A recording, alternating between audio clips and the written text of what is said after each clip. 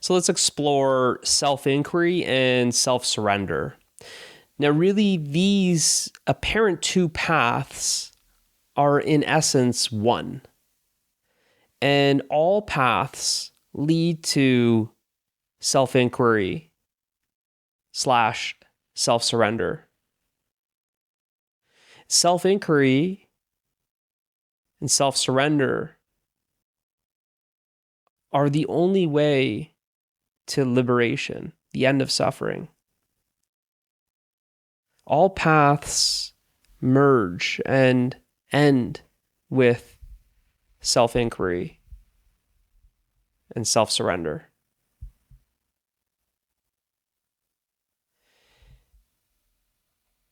So if it's the end of suffering, then let's have a look at what suffering is. Now, suffering is an activity.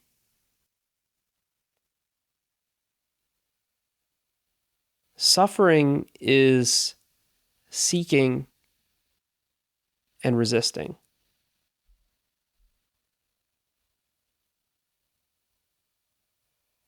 And when we look at self-inquiry and self-surrender,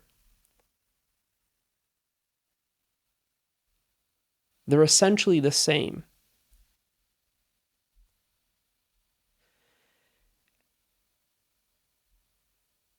When you experience self-inquiry and self-surrender,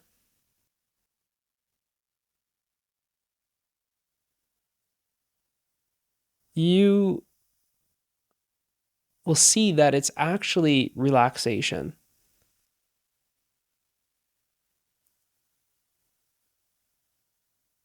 Both self-inquiry and self-surrender are not practices. It's not something that you do.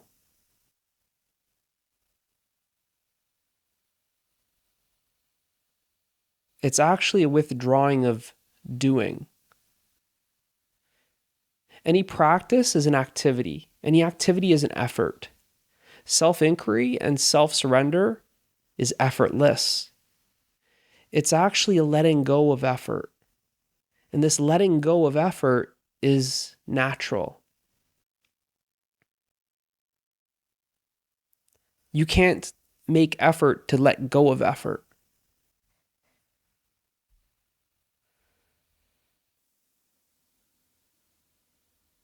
The most common questions about self-surrender are always the most common questions of self-inquiry.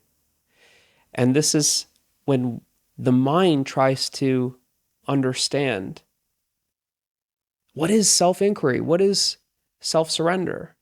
It tries to conceptualize what appears as these two paths. And these apparent two paths cannot be conceptualized.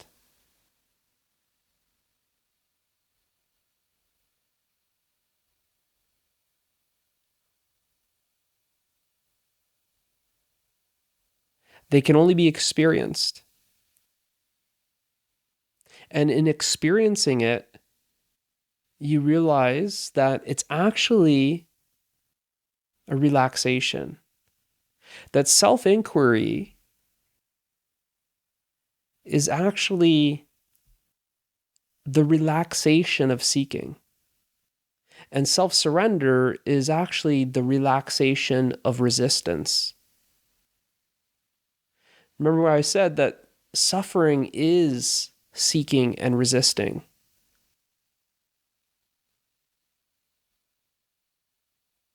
And suffering is an activity. So any activity can't bring about the cessation or the end of suffering.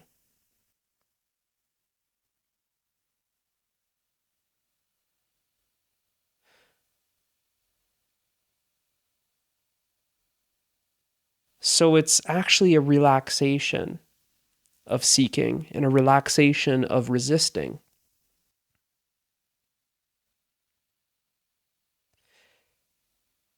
Now, self-inquiry starts with the mind. In the earlier stages, it's sort of an interest in exploring myself, this self-exploration.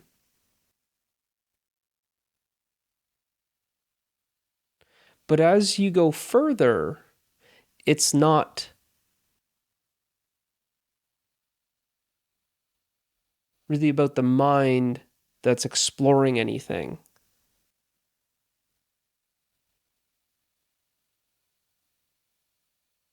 It appears to be, well, I'm seeking my true nature. So it is a seeking, but it's really not. It's actually the relaxation of seeking. There's seeking my true nature in my relationship, my job, my home, my vacation, you name it. And I'm seeking my true nature out there. It's really the seeking that is relaxing, and this relaxation of seeking coming back to its source before the seeking arises is really self-inquiry. Back here, sort of say, is then when we start learning about ourselves, which is actually very inaccurate because you can't learn about yourself. It's only our conditioning that we want to learn about things because that's what the mind is into. That's the activity. Our schooling, learn about this, geography, math, English. So then it hears about self-inquiry. Do you want to know yourself? Ooh, let me learn about myself. So the mind wants to then study and learn via the intellect, conceptualizing everything. But you can't actually learn about yourself.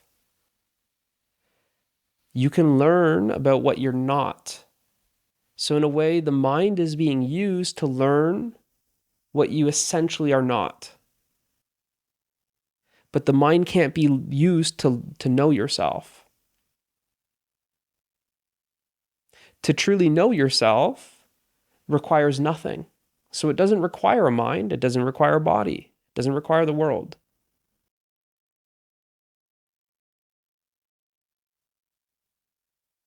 And the mind can never know what you truly are. Now, the mind itself is an activity. And this is why it gets tripped up, you could say, on these two apparent paths, self-inquiry and self-surrender. Because the mind itself is an activity and it wants to do self-inquiry, it wants to do self-surrender. Self-inquiry, self-surrender. I want that practice, says the mind. How do I do it? But there's really not a how-to. Because a how-to implies something that you do. Step 1, do this. Step 2, do this. Step 3. But it's really a relaxation. That there's a relaxation of attention. And the attention is relaxing and returning to its source. Attention is to attend. To attend something means that you're seeking. This attention is really this movement of seeking. It's attending the relationship. Why? There's a belief that the relationship will give me love. It's attending a job. Why? Because there's the belief that the job is going to make me happy. It's attending wine.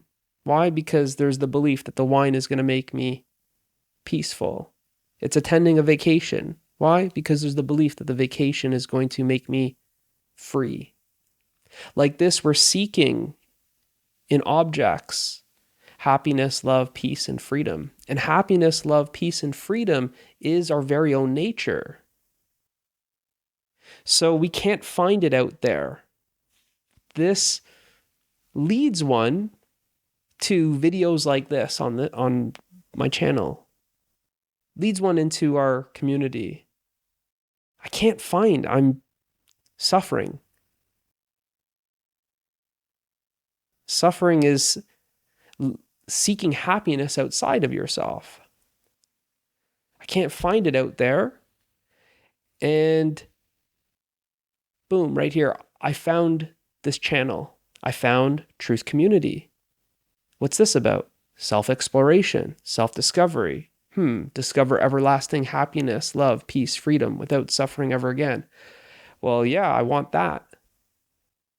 Because my way is not working. From here, then there's learning about what you're not. Sort of disillusionment. But this final step is not really a step.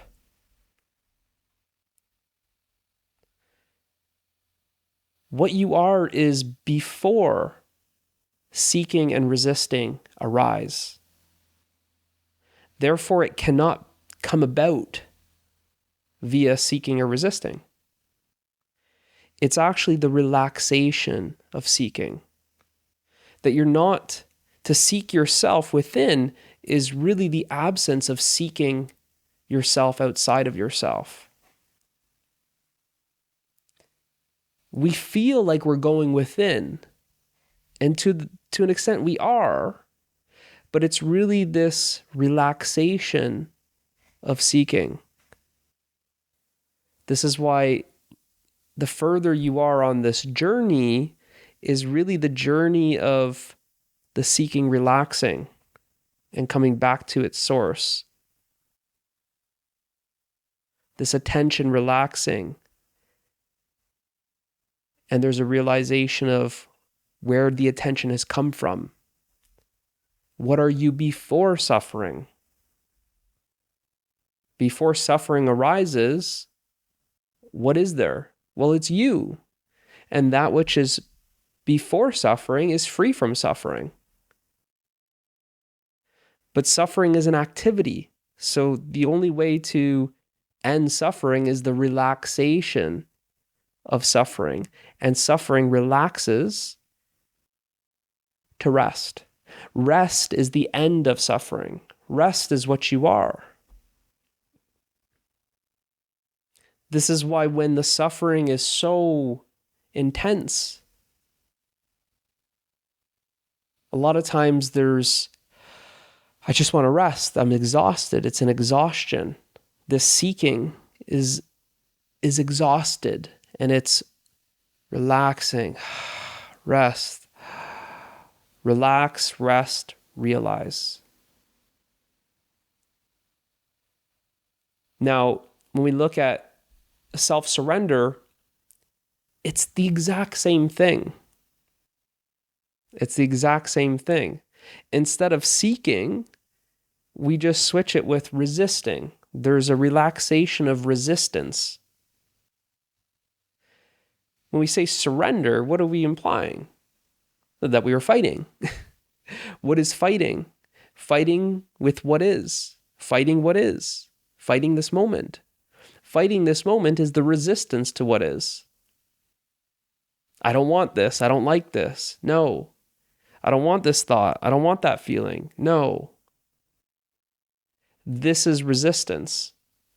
Resistance to what is. So, how to end the resistance? It's the same as how to end the seeking. It starts with the relaxation. That you feel it in yourself if you're simply watching this activity. This is why it starts with being aware of the activity of suffering. Because if you're not aware of the seeking and the resisting, then you're not aware of suffering. Because that's what suffering is. So to see the seeking in yourself, to see the resistance in yourself, is the start of self-inquiry and self-surrender.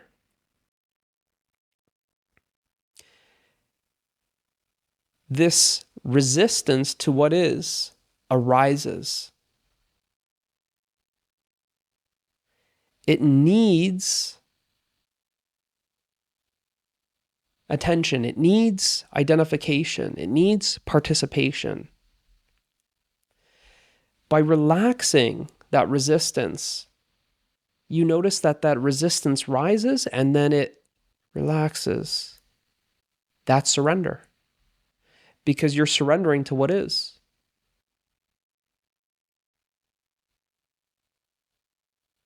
You notice that there's an emotion that arises and there's something that says, I don't want to feel this. And then you notice that resistance to what is. What is the emotion. And then there was a resistance. I don't want to feel this. This is too much. This is overwhelming. No, no, no. You notice that resistance, and then that resistance simply relaxes and comes to rest. And then there's simply what is. Another example, you lose your job, you get fired, something happens, and there's a resistance to this situation. I don't like this, I don't want this. And there's all of this resistance. This is suffering. This is actually the reaction, right? A reaction is an activity, the reaction to what is. You're not suffering what is, you're suffering the reaction to what is. That reaction is the suffering. To relax that activity is to relax that reaction. You're just relaxing. And there's no more resistance to the event of getting fired. There's a surrendering to what is. Sometimes it's seen as acceptance. I got fired. I don't want to get fired. I don't like it. I don't like it. I don't like it. And there's sort of almost like a denial, a rejection, a fighting. But to relax that resistance, then there's just simply acceptance. The acceptance of what is, the surrender to what is. Now we see that the separate self really is the activity of seeking and resisting. So the separate self is synonymous with suffering. Suffering is the activity of seeking and resisting. The separate self is the activity of seeking and resisting. So you notice in both these parent pathways that actually the relaxation of seeking and the relaxation of resisting is the relaxation of the activity that we call the separate self. In this way, that these two paths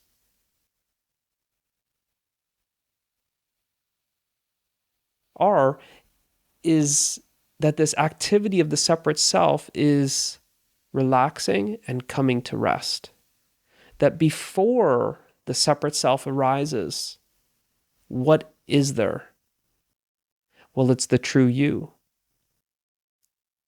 That we are identified with this activity that arises, that we call suffering, that we call the separate self. Now, if we don't even have the awareness, I shouldn't say that we don't have the awareness, but if we're not aware of this activity, because we're so identified with it, we don't even see the suffering. Because we're identified with the separate self, with the activity. As long as we're identified with the activity, we are the suffering. Which is why we don't see it. This is why both self-inquiry and self-surrender really start with this witnessing, this watching. You can see the seeking, you can see the resisting. You can see this activity of mind.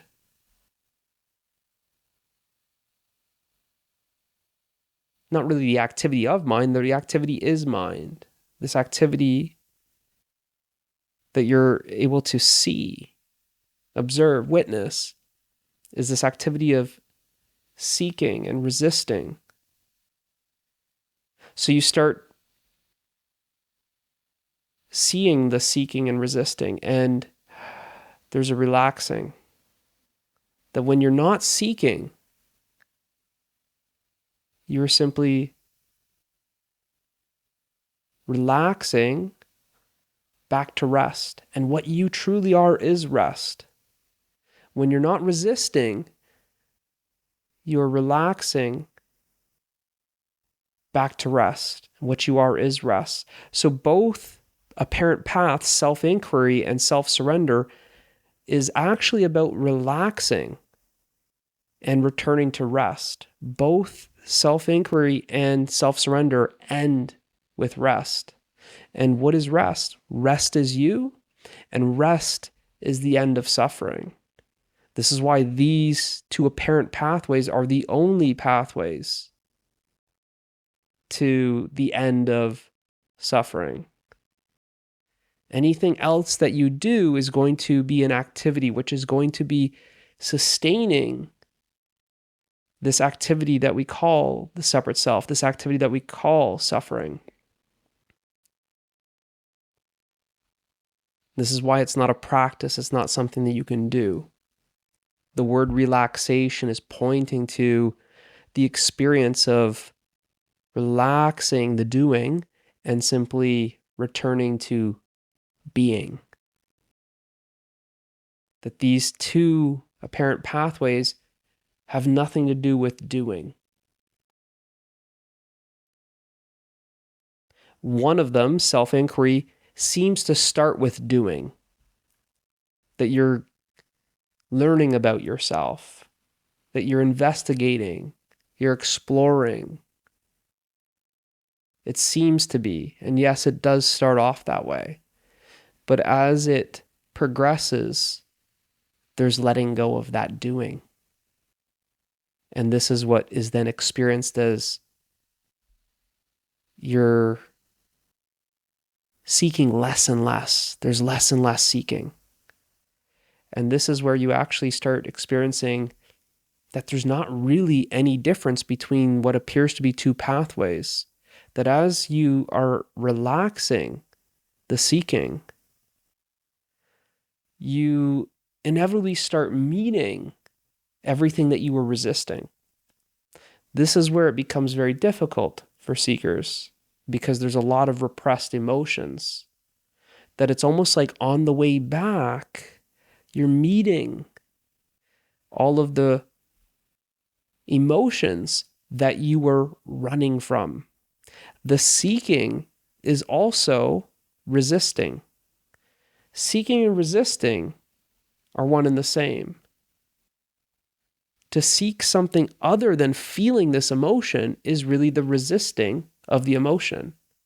Now that I'm not seeking, I'm not running away from myself, I now start meeting more of myself, you could say.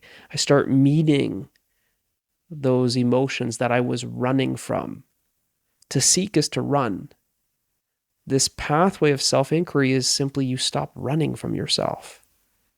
The only way back to yourself is to stop running from yourself, sort of say. So as there's less and less seeking, you start meeting these emotions, and then you then get the flavor of surrendering to the emotions, surrendering to what is. So it doesn't really matter what path you start off with, because that always is the questions that a lot of people ask. Which one is better? I heard this one's better than this one. Like I said, in essence, they're one and the same. If you started with the path of self-inquiry, you're going to taste the path of self-surrender. If you started with the path of self-surrender, you're going to taste the path of self-inquiry. And like I said, these are more of the end, that these paths are very direct. And like I said, all paths lead to these apparent two paths. And these two paths are really the only way to liberation, because it's about the relaxation of an activity and this activity coming to rest. And rest is the end of the activity that we call suffering.